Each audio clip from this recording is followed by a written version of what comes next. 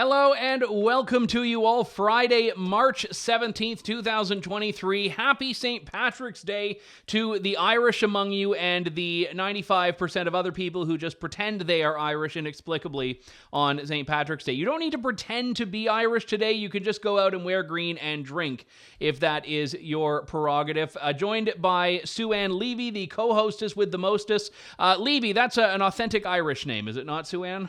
Actually, I come from roots of Levy, but I changed it when my relatives changed it when they landed in Canada from Levy to just Levy.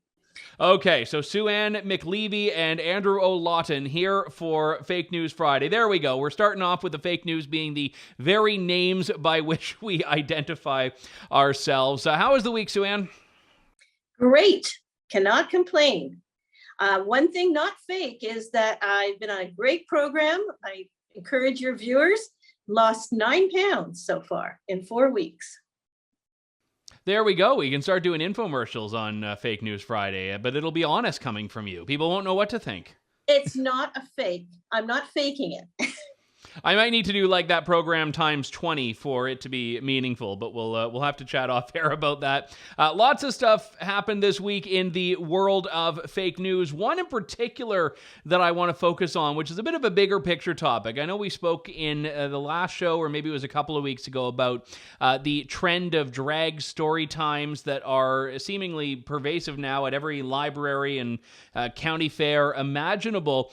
But what's interesting is that the focus of the outrage from the media is not on these shows, but on people who dare to raise questions about these sorts of shows. In Calgary, they've now made it illegal to protest them, and the media likes to talk about this as being the new trend of the far right. There was a piece in Global News that talks about how anti-LGBTQ protests are on the rise in Canada. What's going on, the reporter asked. And I think let's just start and talk about the headline there. I don't think there is at all an honest way you could say that protesting something very narrow and very specific, like a drag show of any kind or a drag show for kids, is an anti-LGBTQ2 protest. I certainly don't feel it. And you know that I'm L in the LGBT series of alphabet letters. So I don't feel it. I think these are legitimate concerns by parents. My dear wife asked me, whatever happened to librarians reading stories to kids in libraries? Whatever happened to that? Why do we have to bring in these drag queens who are outrageous and really are very, very, geared to mature audiences? They're actually, some of them, very obscene. So I think little kids don't understand it at all. So, so the people, I hate the use of far right too, Andrew. So anybody who protests or is concerned about the impact on kids, young kids, we're talking very young kids, is far right. What has happened to our world? What has happened to our, the sentiment in Canada? We're not allowed to speak up about this sort of thing. Yeah, that's a great point about the librarians. I mean, this is librarian erasure, if nothing else. Where's the librarian union standing up about, having their jobs taken away for whatever the reason? But, it's interesting because the idea that we see people that are frustrated with this very narrow and very specific thing, I would say it's not even an anti-T protest necessarily, let alone an anti-LGBTQ2 protest, because they're in my experience, anyone who's raising issues with this is not saying we don't like drag performances. They're saying, hey, keep it away from the children. And we can debate that point. There are drag queens that have gone on TV and talked about why they think it's important and why everyone needs to stop their criticism. Let's have that debate. And we can have it without denigrating people as being part of this new far-right cabal, which is what the media is doing. And in doing so, relying on the Canadian Anti-Hate Network. So I know you have a lot of experience writing about this and researching this. Who are they, and why has the media given them the authority on determining what's extremist?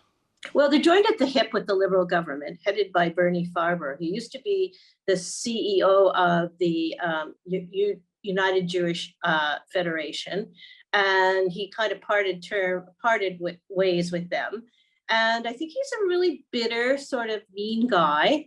And he's formed this anti-hate network, again, funded by the Trudeau government. And the interesting thing is that they spew, in many ways, more hate than you or I or anybody that they criticize. So they target people who have an opinion.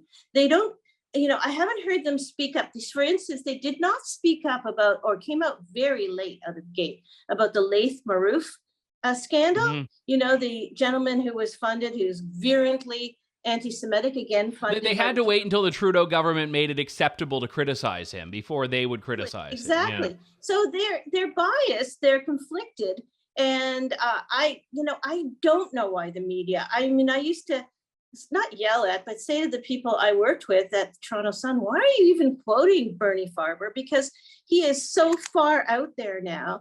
His opinion is not perceived, particularly in the Jewish community, with any weight whatsoever. So, and now they weigh in on things that aren't hateful and ignore things that are hateful.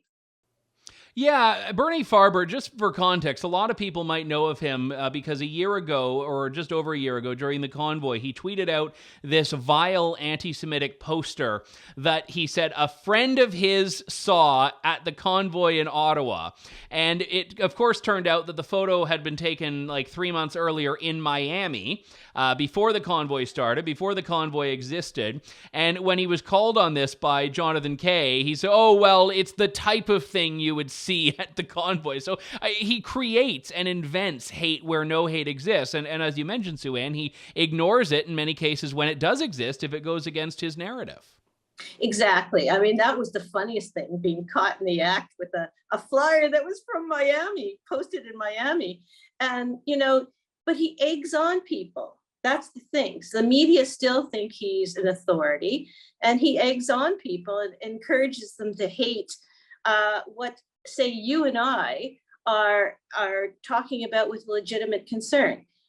I have to say that the anti-hate network hates me. So, hates me for having an opinion and some common sense. But this is like how crazy our world has become with these kind of people who are funded by the Trudeau government and do the exact opposite of what they're really supposed to do in a real world.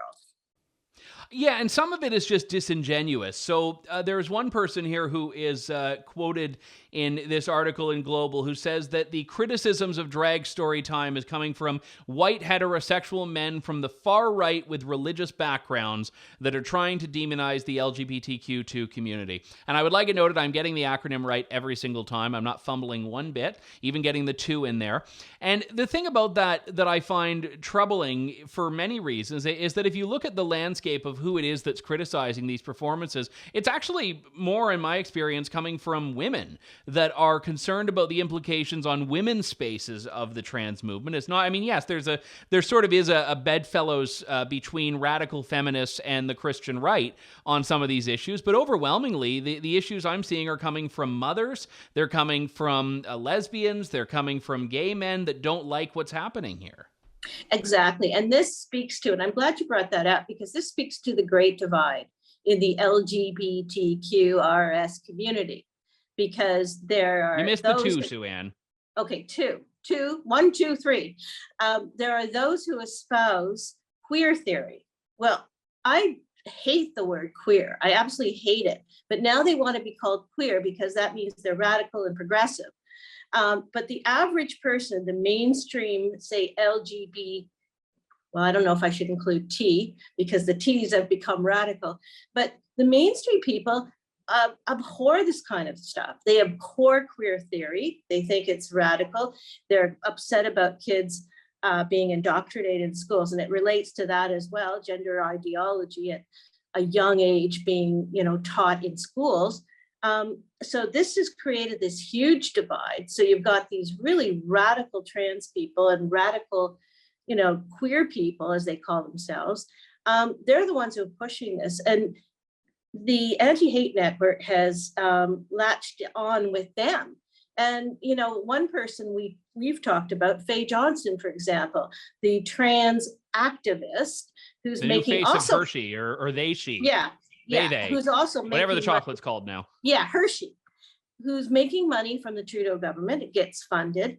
She is also funded by the Trudeau government and is also espousing this queer theory where she hates any lesbians, any women who say, well, you might be a biological male, you're not really, and discuss the reality of the biology of transgenderism. So, this is, again, like I said to you, the great divide that has occurred and, enabled by organizations like the Canadian Anti-Hate Network. Well, and I think you're right there, Sue Ann. Extreme voices in any movement are always the loudest, and they cloud out people. Like I've never talked about this, but when I ran for office in 2018, I had a really heartwarming encounter, and people that are familiar with the history know that I said some things that I terribly regret about the gay community, and they were coming up when I ran for office, and I knocked on the door of one guy when I was out canvassing, and I said, hi, I'm Andrew Lawton, I'm seeking your vote, and he said, I'm gay, and I said, that's fine. I'm Andrew. And he said, I don't give a bleep if you march in a pride parade. Are you going to lower my taxes? And I think that there are probably a lot more people like him than there are people trying to vilify and demonize, and on race as well. I think there are a lot more people that would welcome a dialogue, even with people that they might have some pretty fundamental disagreements on, than people that want to silence other people. Yes, and that's created this huge divide in Canada, and I dare say it goes back to the federal government. They're funding all these crazy groups who are sending out messages that you're a white privileged male, I'm white lesbian, Jewish, and I'm a white supremacist as well. TERF, that's the slur I'm a now. TERF, yes, a TERF, exactly. Yeah. Well, again, I think it's safe to say that the left does very well this idea of reclaiming a word. That was the whole impetus behind slut walk. It's, as you mentioned, queer. I mean, that's another one. It used to be this thing that you'd never dare say. It's like the N-word, and now it's something that people are calling themselves. So we need to reclaim things ourselves. Don't let the anti-hate network redefine what extreme is. That's right. So we are, but we're not far right. I love that. I absolutely love that. So I always say to these people, are you far left? What is far right? You're far left, obviously, if you criticize us and call us these.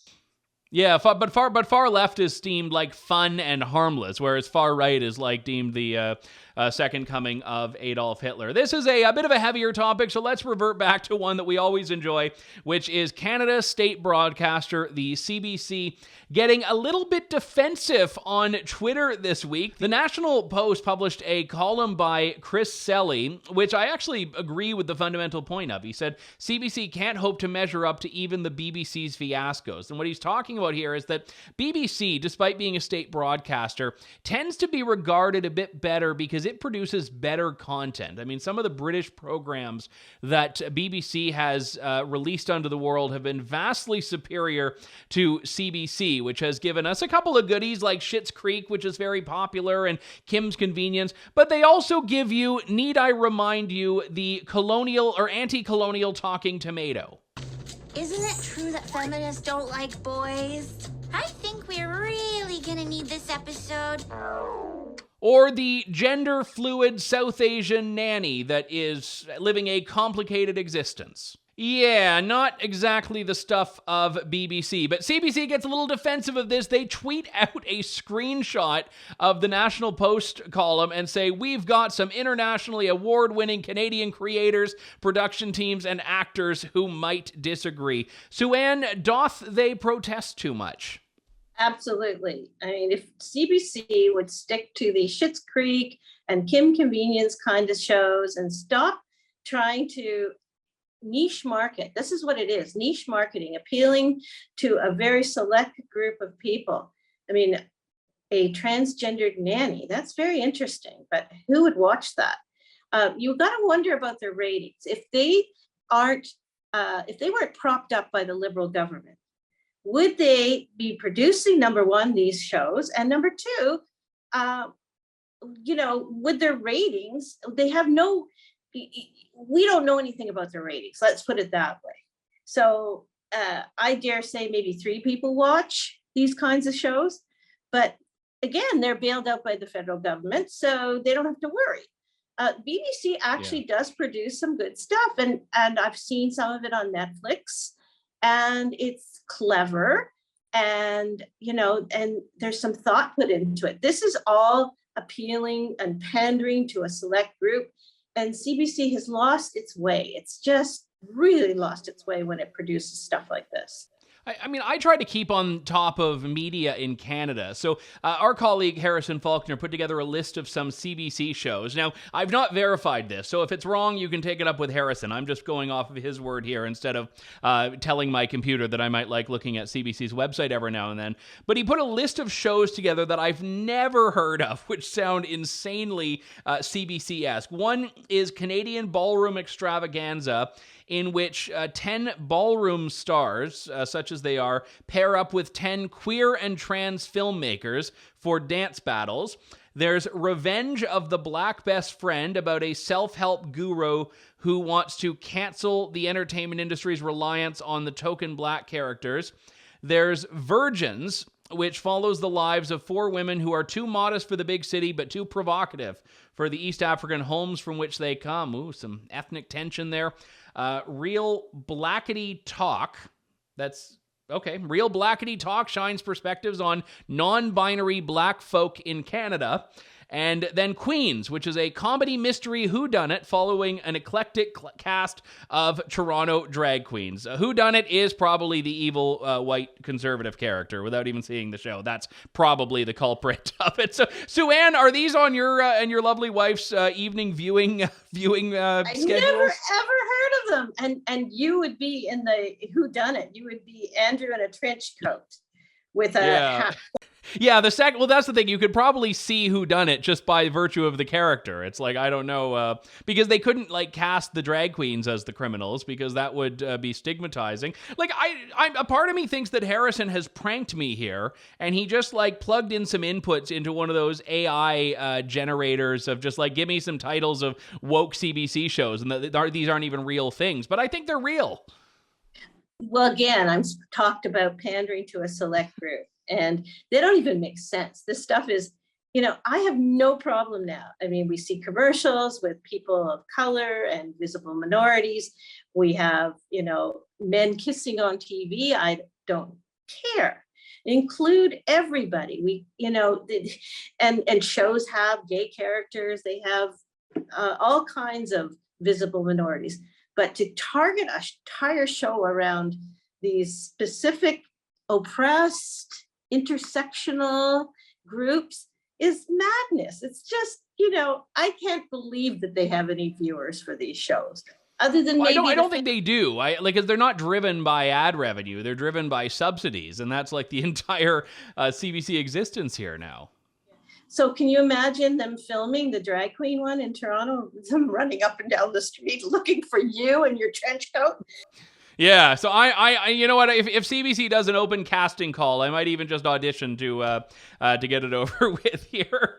All right, we've got time for one more here. Waterloo region, that is in southwestern Ontario near me. Their public schools diversity job fair has garnered racially charged backlash. They wanted to hire more Indigenous, Black, and racialized staff, but now people are calling out, why are they discriminating against white candidates who may be just as qualified for the job? Now, interestingly enough, they turned off comments on their tweet because of the backlash. So they didn't seem to like that people were calling out, hey, why is one's race relevant at all to their job at the Waterloo Region School Board? Well, I think this has been going on, and as you know, I did a story about it. I think this has been going on for a long, long time, but quietly. Now they feel that they have no problem just broadcasting their it's not even equity hiring, it's selective hiring.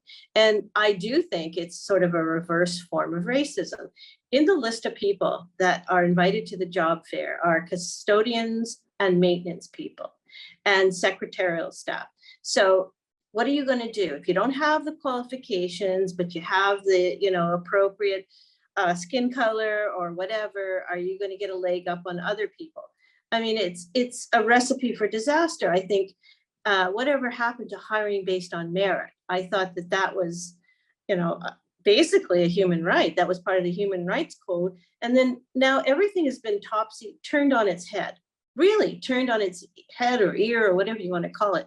And you get selective treatment if you are Indigenous in this case, or are racialized, as they call it, or are Black.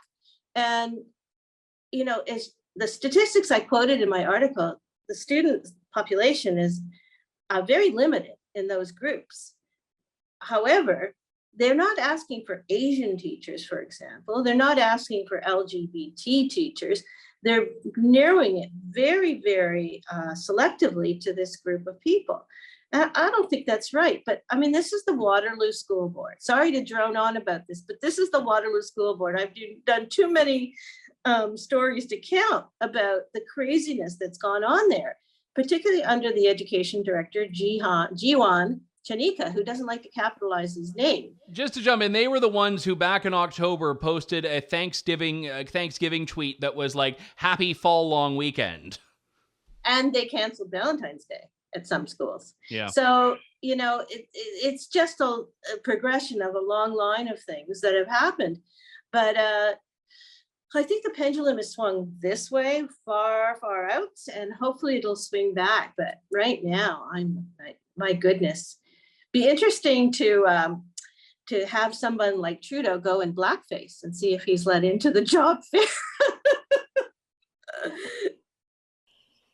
You went there. I didn't go there. It was all her. Take it up with Sue-Ann. I did no such thing there that anyone can take issue with. But, I will say on a more serious point, to try to pivot it back to something that doesn't get me canceled alongside you by tonight.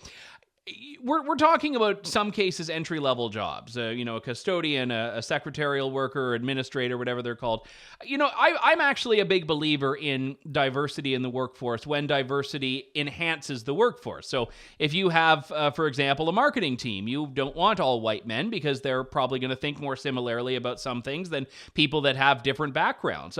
On some jobs, though, I don't think it matters. I don't think it matters the race of someone who's pouring a coffee at Tim Hortons. I don't think it matters the race of someone who's teaching your children when there's only going to be one teacher in the classroom. I mean, if you're going to have, like the pantheon and have, like the panel of gods in the classroom and you want one from every group and every nation and tribe on the earth, then fine. But for the most part, I don't get why it matters. And this idea of focusing on these statistics and numbers, it's like these school boards are trying to solve a problem that I don't think actually exists.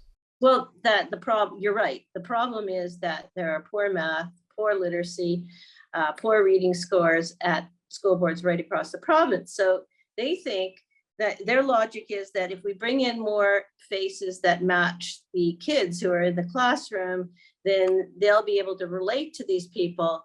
And then all of a sudden, everything will break free and they'll do well in their testing and they'll achieve blah, blah, blah. But that's not the case. A good teacher is a good teacher. And it's actually insulting to white supremacists like yourself, because it's saying that you don't understand the issues of Blacks or racialized people. I mean, it's crazy stuff. Yeah, you called out Justin Trudeau in blackface. I get to be the white supremacist. We are just like canceling ourselves and each other every which way on this show. Let's end it before we do any more damage here.